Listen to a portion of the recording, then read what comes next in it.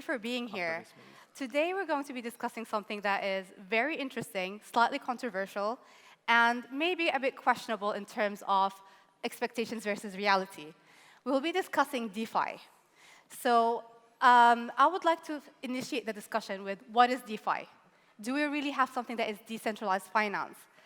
Is it really decentralization, or is it disintermediation of intermediaries, or having a different shape of financial services, but just switching the financial service providers with different names? So I think for that very, very question, I would like to start with Bandar and ask you, how do you define DeFi? Sure. So I think people may disagree on the definition of DeFi, but I think at its core, it's the provision of financial services and products in a decentralized manner on the blockchain. Right? That's this core idea of what DeFi is. So some may argue that maybe Bitcoin is the first DeFi protocol, but I think largely in the industry it's established that the birth of Ethereum and smart contracts on Ethereum kind of gave birth to the idea of actually building structured products, lending protocols, all these kind of things on the blockchain directly to allow people to interact, and fill up the kind of these themes and narratives of the original crypto purpose, which is, banking the unbanked, providing services for those that don't have it. So I would say, yeah, it's just provision of financial services on the blockchain in a decentralized manner. Thank you so much. Turning to Thomas, do you agree with that definition? Yeah, I think there's not all too much to add. At the end of the day, for me, DeFi is all about giving people access to financial services, especially people that wouldn't have access to bank accounts, for example, on the one hand, but also people that already have access in developed countries, for example, to bank accounts, obviously, but they find the traditional banking system very inefficient. I think there's a lot of ways for them to use DeFi and a way for them to buy certain tokens or assets cheaper, more efficiently. Obviously, banks are closed throughout the weekend, for example, with crypto especially, but also with DeFi, you have access to financial services 24/7, any time of the day, right? Yeah, I think that's it from a fundamental perspective. Amazing. So maybe Neeraj and Talal, if I am to explain DeFi for a 5-year-old, how would I be able to explain that in easy-to-understand terms and see if it's really achieving its promise? I mean, maybe not for a 5-year-old, but I think the best way to describe it is social media allowed anyone to publish and anyone to access that information. So maybe 20 years ago, you needed a publishing license in order to publish something in a newspaper. Now you can go shitpost on Twitter, LinkedIn, without asking anyone for permission. Similarly, with DeFi, you will be able to obtain a loan or you will be able to obtain financial services without having to ask for permission. So the best example of that, in my opinion, is something like MakerDAO. Today, if you want to obtain a loan, you go to a bank, they ask you for your bank statement, your mother's blood type, all sorts of questions to evaluate your risk, and then at the end of the day, they could give you a loan, no matter how creditworthy you are.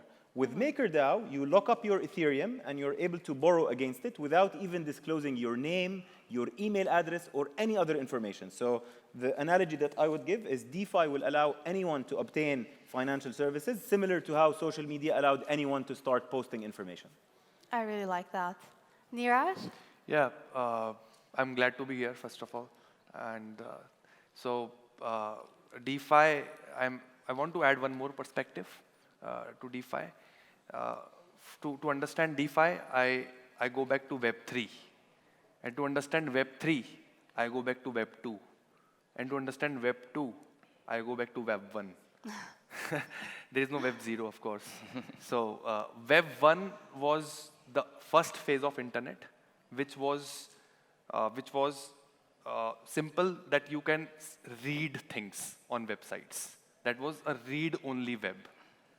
There were static websites. You could just get some information, like calendar and some event happening, just static information. That was Web 1. Web 2 was not just read, but read and write. That is the current era of internet, where you can read information at the same time, like Talal mentioned.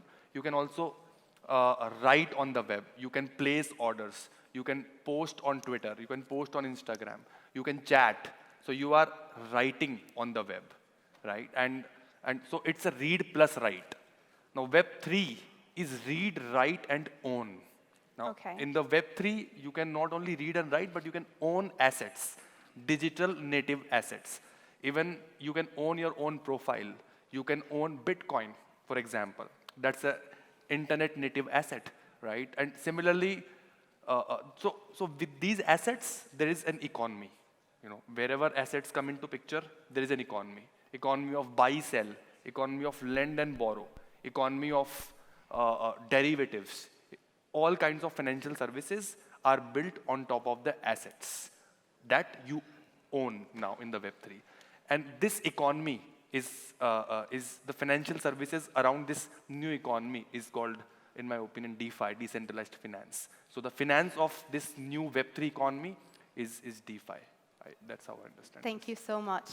I think the natural next step would be to discuss actual use cases. So I will be turning around to you individually, and I would really like to understand what use cases have you seen deploying DeFi? Are you applying them yourself? And how are they more or less felt by the users? Are the users able to interact with them? And then do you see that there is an uptake compared to TradeFi? Sorry, before we answer this question, just so that we have some context, can we see a show of hands in the audience? Who has actually used a DeFi service before? Any type of DeFi service? Okay, so less than a third of the crowd. Interesting. Okay, so that will help us with, all right. with the... Would you be able to name some of the DeFi use cases that you have been deploying? I can or answer using? them on their behalf. Uniswap, PancakeSwap, they went to trade shitcoins, and then maybe... no, really, that's the... Yeah. I'm pretty sure of that answer. Or some of them might have used MakerDAO to get a loan. But beyond that, I don't think anyone has insured a product on-chain. I don't think anyone bought structured products on-chain. Because, again, we're still quite early. But yeah, just wanted to get some context on that. So maybe we start with you, Talal, in terms of DeFi use cases. We just named a few. Okay, so prior to building CoinMENA, I used to actually build DeFi protocols and got very frustrated that there isn't many people that want to use them. Whereas with a centralized exchange, you have a lot of people that want to use them. So in my opinion, the most impactful or groundbreaking DeFi use cases are Compound with their lending and borrowing protocol. You see everyone copying their smart contracts. Uniswap as a way to trade, and now you see replicas of that on every blockchain, whether PancakeSwap with Binance, whether Jupiter with Solana. So most of the innovation in DeFi honestly has come on Ethereum, and everyone else has been following what the Ethereum developers have been doing. So Compound, MakerDAO, I would say are probably the most impactful, and then maybe Aave also with their lending and borrowing markets created a new way of generating yield. With the concept of the liquidity pools. The most important thing, in my opinion, in DeFi is understanding the health of the collateral. Today, we have to rely on auditors and public companies to disclose how much assets they have. So today, even countries. So for example, country X, I have to believe that their central bank owns this much gold. How do I verify that they have this much gold? I have to depend on an auditor.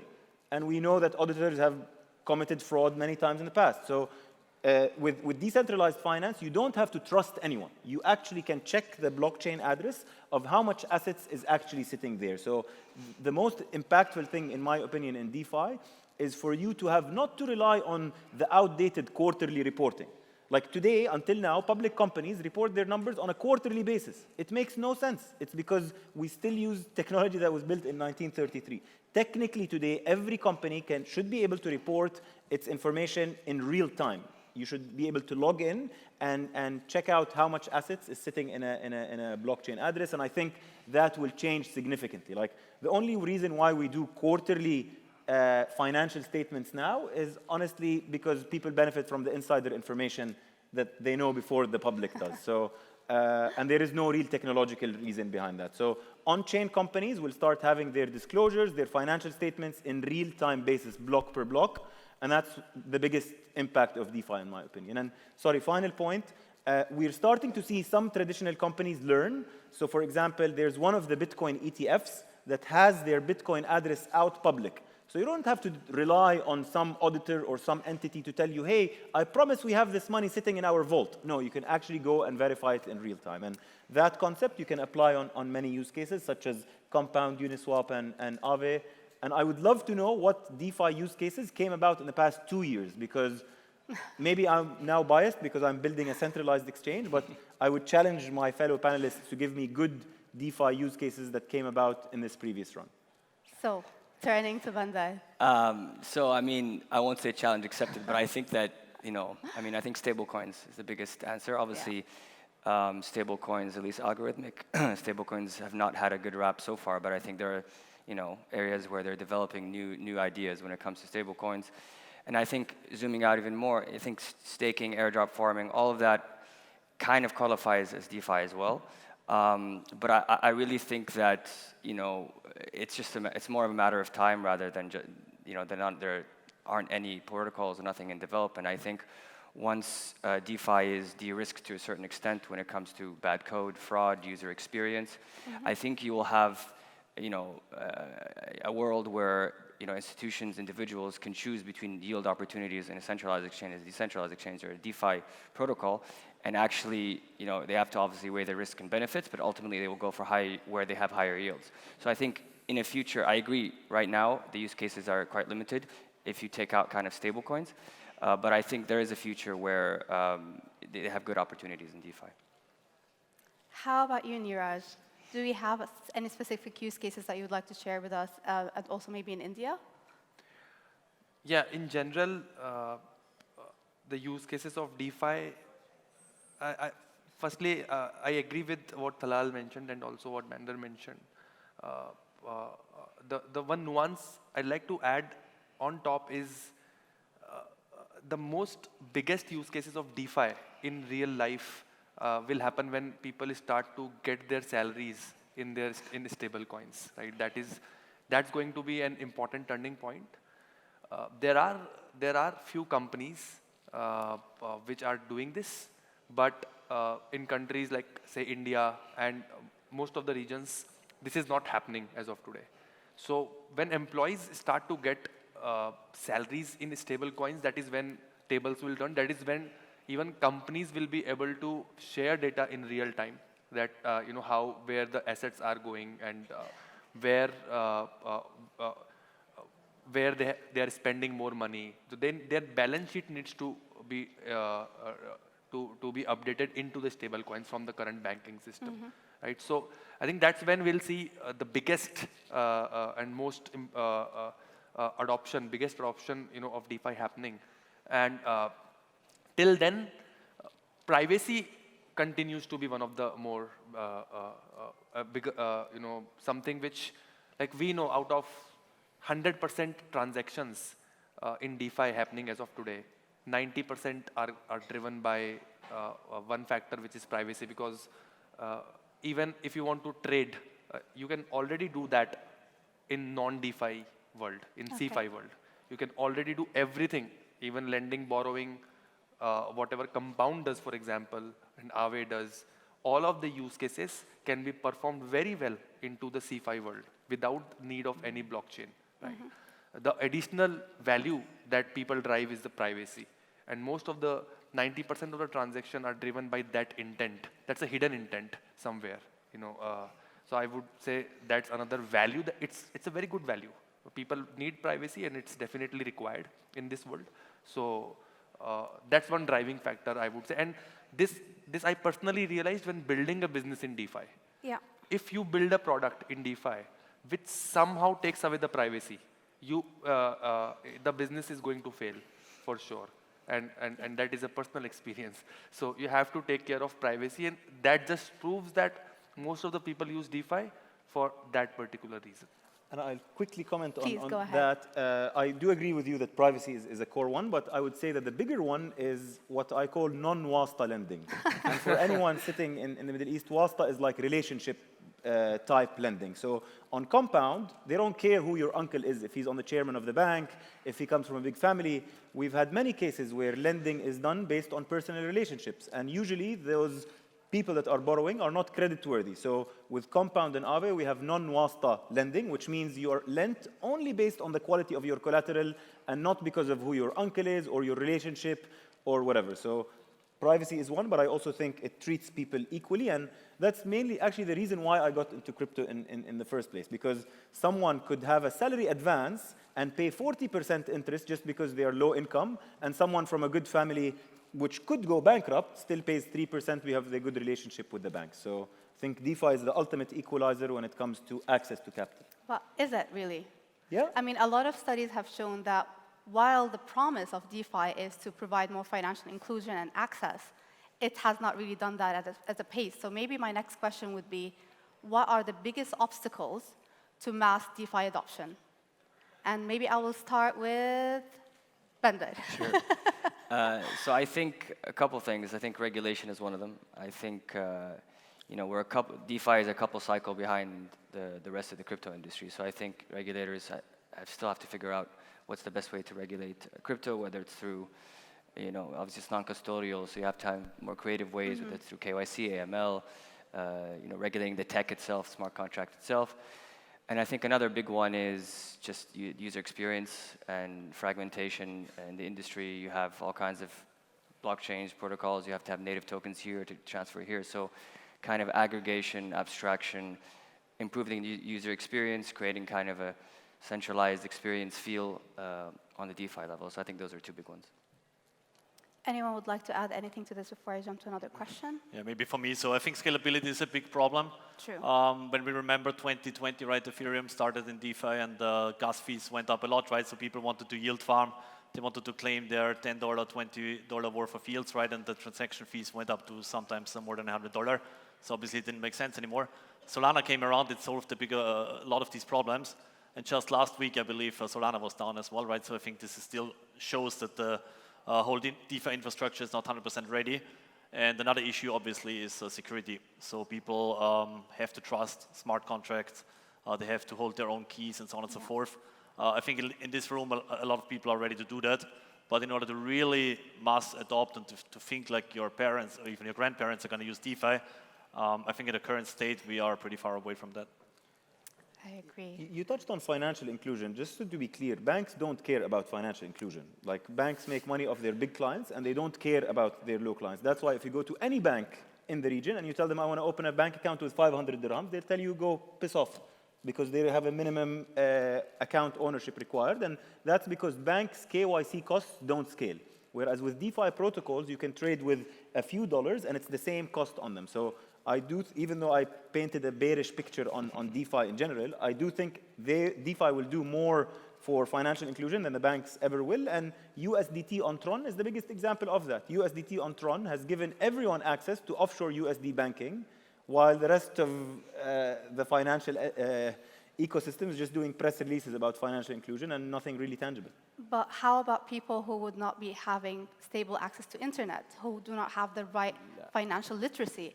Stable access to internet, that's a different ballgame. In crypto, I think you have to assume that everyone has access to the internet, because otherwise, there's not much we can do for them. And the transfer between wallets and so on. So it's not a very user-friendly experience, especially with people who might not have the right access to it. But yeah, in general, I do agree. Like, banks do not necessarily have financial inclusion in mind, but DeFi still has some issues to resolve to be more accessible to people in remote areas, people who actually need more financial inclusion, where the actual financial systems, as traditional as they are right now, have failed them. You think so? It's easier to get a USDT account in most countries than it is to get a USD. Like, if you're in Egypt and you want to get a yield on your dollars, you think an Egyptian bank will give you that and freely give you your dollars? No, USDT will do that. So I actually think in emerging markets, getting the offshore USD account, that's something that Tether has kind of solved. Okay. We have touched upon regulation. And there has been quite a lot of circulars from standard-setting bodies like the BIS, CFTC, IOSCO, and the likes, looking into the best way to regulate DeFi. And BIS, in its initial papers, actually called DeFi as an illusion. So basically, my question to you, if you are sitting with the regulator and the policymaker, what would your request be as a practitioner to look into in terms of regulating DeFi? Or you would agree that if it's really decentralized, would it really be regulated? Thomas. Very difficult to regulate DeFi, obviously, because it's very hard to sit down with somebody that is, or something that is decentralized, right, in its nature. I don't have the answer to how to regulate DeFi. I only know right now it's difficult to navigate because, yes, even if you want to follow regulations, I believe a lot of jurisdictions right now, they just don't have any DeFi regulations. So you either can wait or you try to navigate it on your own. I don't have the answer and I don't know how they're going to regulate it at some point, but I'm yeah, excited to hear how my colleagues are going to answer that question. Bandar. Yeah, I mean, it's difficult, obviously, but I think just like they started with crypto, you just have to identify the risks, right? So what are the risks that are available? There's, risks of scams, so how do you solve that through education? There's risk of code being bad, so how do you solve that by regulating the code? There's risk of, not knowing, who the identity is, all these AML issues. So can you have, KYC on DeFi while so somehow preserving privacy through things like ZK, zero knowledge proofs? So I think it's still quite early, but I do think that by the end of this cycle and the beginning of the next, we will have clarity. And I think Micah in Europe has started to think about this. But yeah, it's an evolving space. I'd be interested to hear as well from the other panelists. Talal, I think you have something to say. Yeah, I mean, I'm running a centralized regulated exchange, so I need to be smart with my answer. But it took regulators 6 years to figure out how to regulate Uber and taxis. So if you think that they're going to understand DeFi protocols properly and be able to regulate them efficiently, I don't know what to tell you, to be honest. Regulators will not be able to regulate DeFi efficiently because DeFi is moving at a way faster pace than the regulations are. So again, if it took them years to figure out how to do something as simple as a Uber license plate and whether you're able to provide that service or not, to get regulators to understand the smart contracts, the intricacies beyond them. And anyway, it's risky for a regulator to regulate it because what if they approve a specific smart contract and then there's an exploit in that smart contract? Then the regulator is held liable for something they don't fully understand. So in my opinion, the regulators, similar to what Dubai has done correctly, is they were regulated the service providers, such as MENA, Binance, the other regulated businesses, by the way, congratulations. Thank you very much. They will regulate the businesses based on the service you provide. I'm a broker, I'm regulated as a broker. Custodian, regulated as a custodian. But to go into and try to regulate DeFi protocols, I think that's naive because they're anyway cross-borderless. They're already borderless, like you can access them from anywhere. And what will happen is the same thing that happened with Uniswap in the US. So you can change, like Uniswap is, in my opinion, the most successful DeFi protocol. They have a smart contract which you can access anywhere around the world. But if you go to uniswap.org, uniswap.org is registered under an American company. So the US government told Uniswap, hey, you cannot list these tokens on your front end. So if you go to uniswap.org, some dodgy tokens will not be there. And you can't access them from uniswap.org. But you can create another website called talaluniswap.org, and you plug into the Uniswap smart contract, and you can list everything. So regulators will regulate the front ends of those DeFi protocols, but if it's really DeFi and it's on-chain, they shouldn't be able to change the immutable code. No, I think just to add a comment, I agree with you. I think it's all about regulating the front end. The question is, regulators always look for a carrot and a stick, right? And it's very difficult to define where the carrot is. How do you block a DeFi protocol? You can block its token somehow. You can put sanctions on it. You can block its URL. Okay, then what's the carrot? Do they need the fiat rails? Do they need, what is the carrot stick? I think that's what we need to figure out. Neeraj, do you have anything to add? Yeah, so regulators, the way regulators function is via few entities rather than regulating, say, 1 million people directly, right? For example, banking system is regulated via banks. There are like, say, 20 banks or 10 banks in a country, and regulators work with them to regulate the financial industry. Regulators don't work with the customers to regulate, right? Similarly, DeFi is built with protocols, smart contracts, and they run in millions. And you can copy, paste, and create a smart contract in a matter of 1 minute, right? So regulators cannot regulate smart contracts and DeFi protocols directly, but regulators can regulate the entities, registered in various jurisdictions. So that is going to be the mechanism, moving forward as well. So maybe just to close the issue of regulation, do you believe, due to the fact that DeFi is borderless, as Talal has mentioned, and we're looking into different jurisdictions regulating, the crypto asset service providers for now are vast, but not really have reached a conclusion on how to regulate DeFi. Do you think that we might have some sort of a global standard to apply, especially with what's going specifically in the US use case, where you have regulation by enforcement? What global standards have worked across financial services? ISO 2022 for payments. Sure, and it's SWIFT. excluded most of the world from payments, Yes. right? Because of that standard, most of the world don't access payments. So it's not really a global standard. It's a US standard that's implemented on everyone else. So I think that's, in my opinion, not something that's... And also, are you talking about users or are you talking about volume, right? Because I think you're going to need a quote-unquote global standard if you're going to attract institutions in the space. And since majority of money is locked up in institutions, then people may require that global standard for institutions. But then if you're really talking about inclusion, that's not really the purpose, right, of DeFi or crypto, is to have financial inclusion from $1 to $1 billion. So, so it really kind of depends on how you define it. Who would do that global, who would do that global standard? I feel like it's a very tough ask because... You would have G20, FSB, IOSCO. They'll be setting some sort of principles and standards, and then could be implemented on a national level. But by the time they come up with it, DeFi would be something else because, again, technology, in my opinion, moves at a much faster pace than regulators, which is why this is challenging. Correct, and maybe that's why it should be principle-based rather than very action-based. Like you would have general principles, holding someone accountable, looking into the smart contracts in Europe. They have the Data Service Act where you have to implement kill switches on smart contracts rather than regulate the smart contract itself.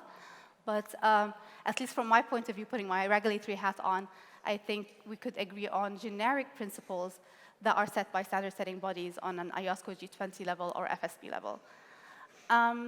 I think we spoke a lot about DeFi, but DeFi does not exist in vacuum, and we tend to always forget the interaction between DeFi and TradeFi. And now my question is to Thomas. Could you please tell us more about the TradeFi use cases and how asset management, your asset management company is dealing with it? And yeah. Well, I mean, okay, what to say. So for me, I think DeFi right now has reached a little bit of a peak. And similar to ETFs now, ETFs got approved, right? And suddenly Bitcoin is widely accepted. I think with DeFi it's similar. So it's very difficult to onboard yet another round of people to DeFi as it is now. And I agree also with the point earlier that there haven't been a lot of new use cases, right? I believe, yes, existing use cases such as trading, lending, borrowing, airdrop farming, whatever you want to do, trading meme coins, right? They all have been there and they've become more efficient. But I don't think just by slightly improving them further, it's going to onboard yet another millions or even billions of people. So at some point, I believe the world of DeFi and TradFi just needs to get closer to each other again. And just like ETFs have been approved and now you can buy Bitcoin on traditional brokers, I believe at some point in the future, banks are also going to custody stablecoins, for example, and offer yields to ordinary people that have been in crypto before. Instead of putting your US dollar, for example, you can hold your stablecoins with a bank, and that should give you access to some yield. And I think there's still a lot of people out there that might be happy with 5 to 10% yields on stablecoins, for example.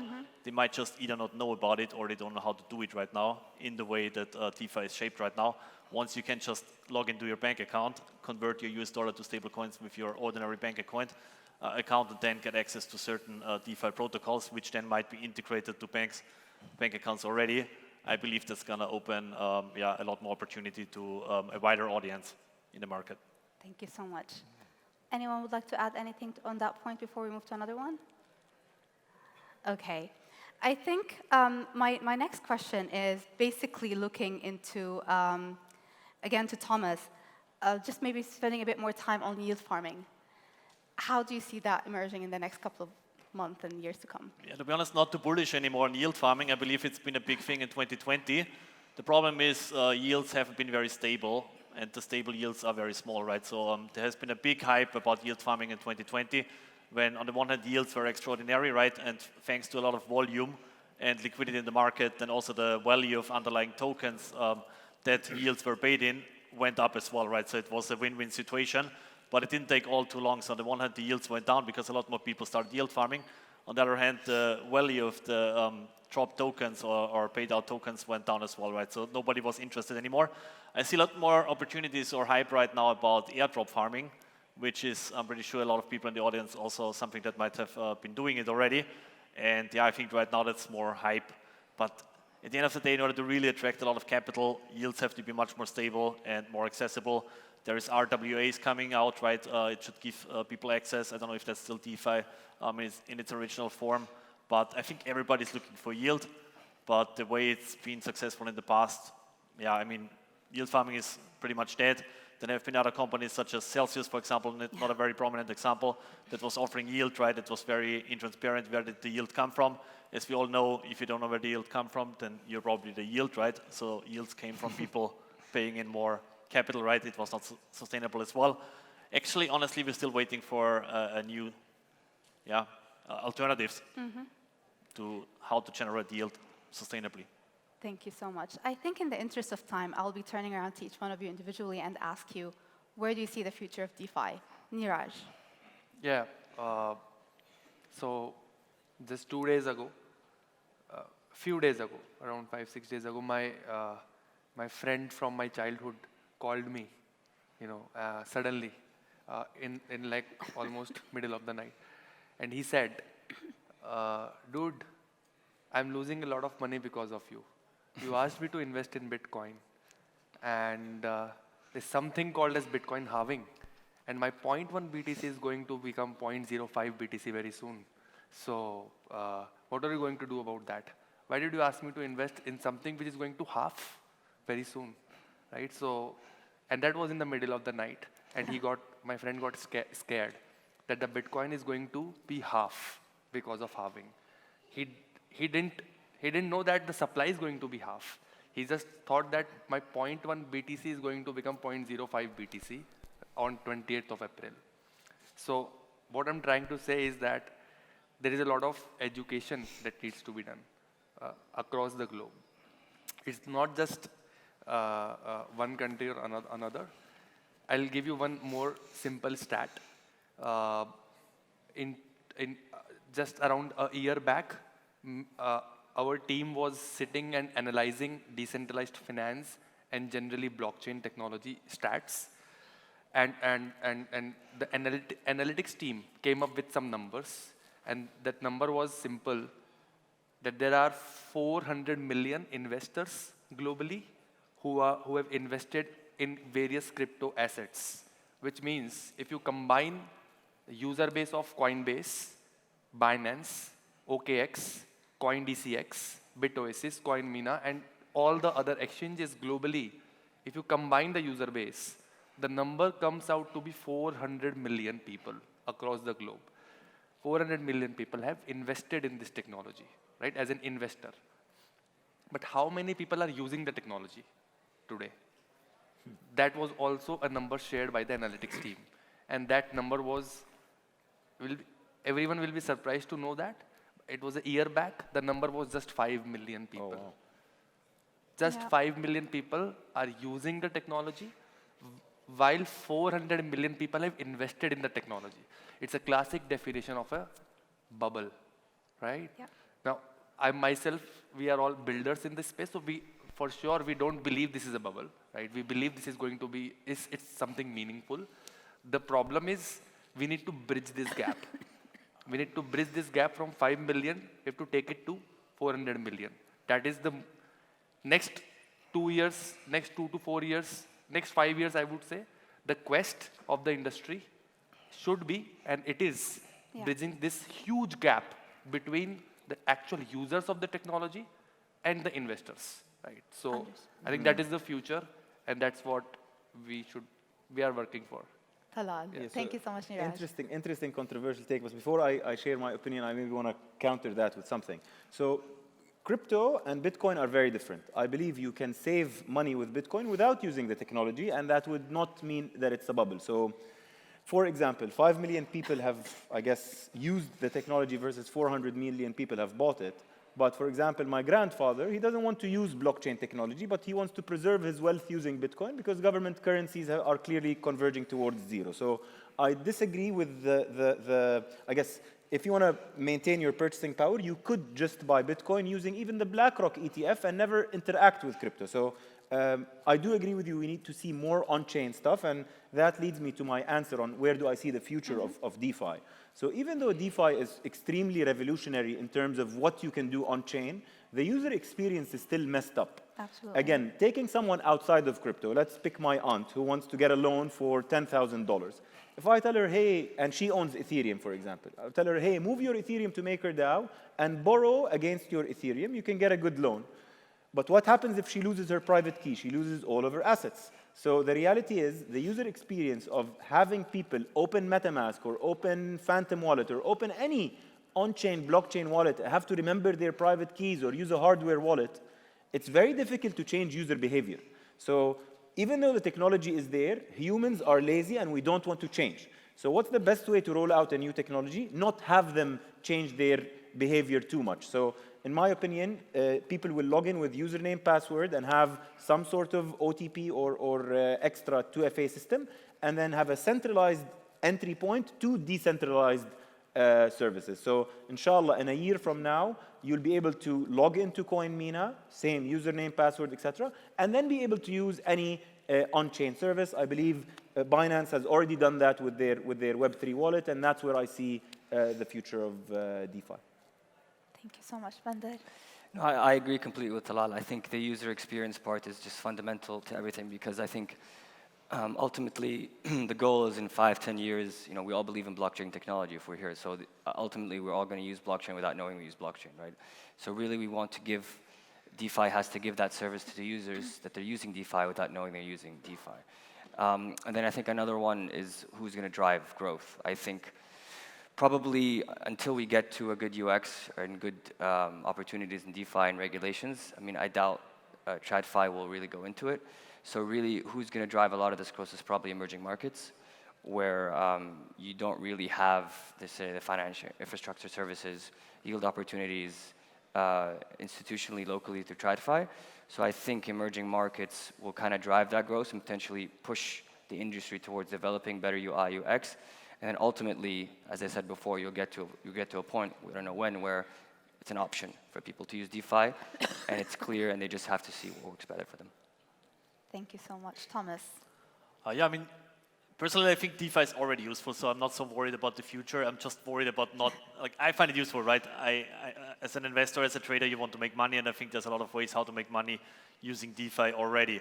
My worry is a lot of people either don't know it or don't know how to use it, like I mentioned already. I think at the end of the day, traditional world has to integrate with DeFi one way or another. And I think another way how we can possibly help is also everybody has its mobile phone always in its pockets, right? I believe a lot of phone or mobile operators are actually working on integration of wallets already into smartphones, right? And also Solana is working on its own smartphone, which obviously is going to have its own wallet integrated. I believe that's going to onboard another generation of people into DeFi. But at the end of the day, I find it useful already. I'm just worried that maybe other people don't know how to use it. Thank you so much. We only have 7 minutes left. So for concluding remarks, I would just like to ask, if there is one thing that you would get to change about DeFi now, what would it be? To make it more accessible for everyone. User experience. I agree. I think it's clear that it's user experience, but maybe I'll remove, okay, people are scared of failure in DeFi, but I think we should fail because that's the only way we progress. Like science progresses one funeral at a time. And the funeral could be for the ladies that created, or the women that created aircrafts and ended up passing away because of that advancement. Terra Luna was a funeral, in my opinion. Terra Luna, when it blew up, the world learned about the risks of stablecoins. So science advanced one funeral at a time. That might be a little bit harsh, but that's how the world works.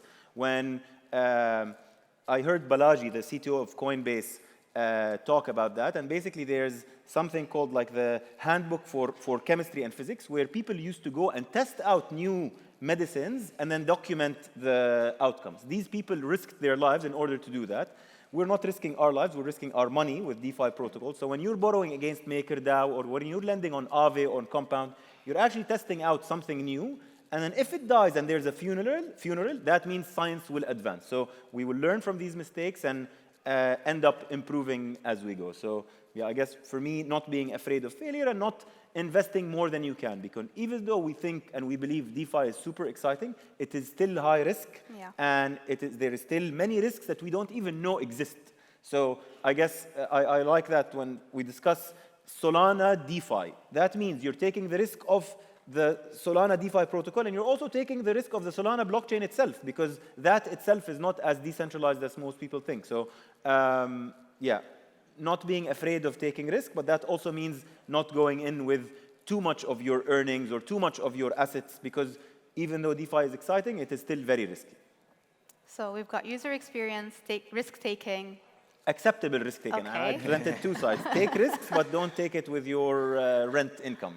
Do it with money that you have on the side.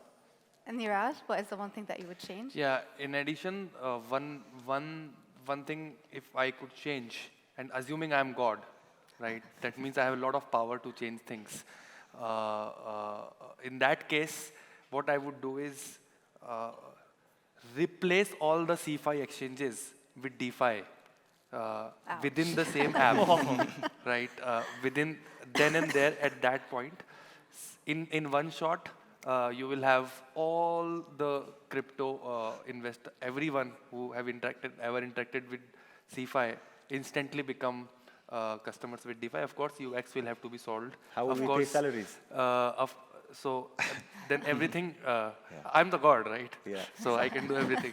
But just one thing, if I were to pick up, I think this is going to happen also. This in the next, because we have seen Binance has introduced Web3 wallet section.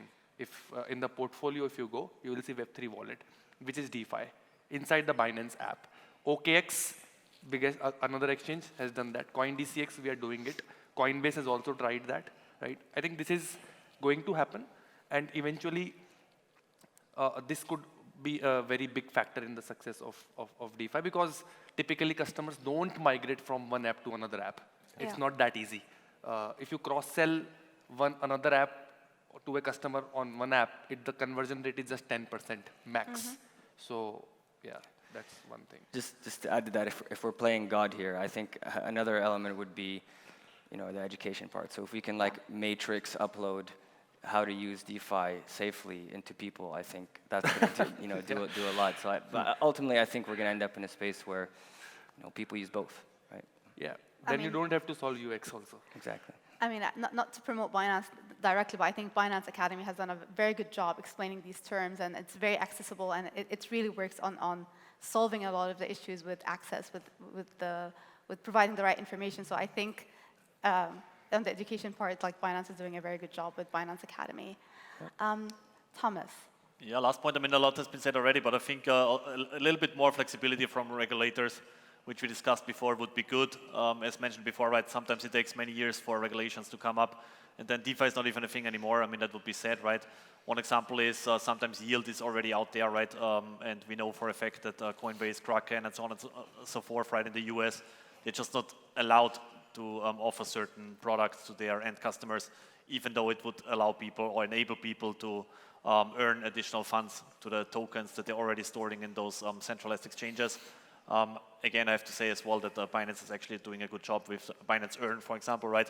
Which then again is not obviously available in all the jurisdictions, which I believe again is a waste of resources. If people are already holding their tokens in certain exchanges, they should obviously be able to fully utilize and earn the yields out there. Thank you so much, everyone. I really appreciate your time and your excellent contributions. We only have 1 minute left. I don't think we have enough time for questions from the audience. So thank you so much for your time. And off to the next panel. Thank you. Thank you, everyone. Thank you.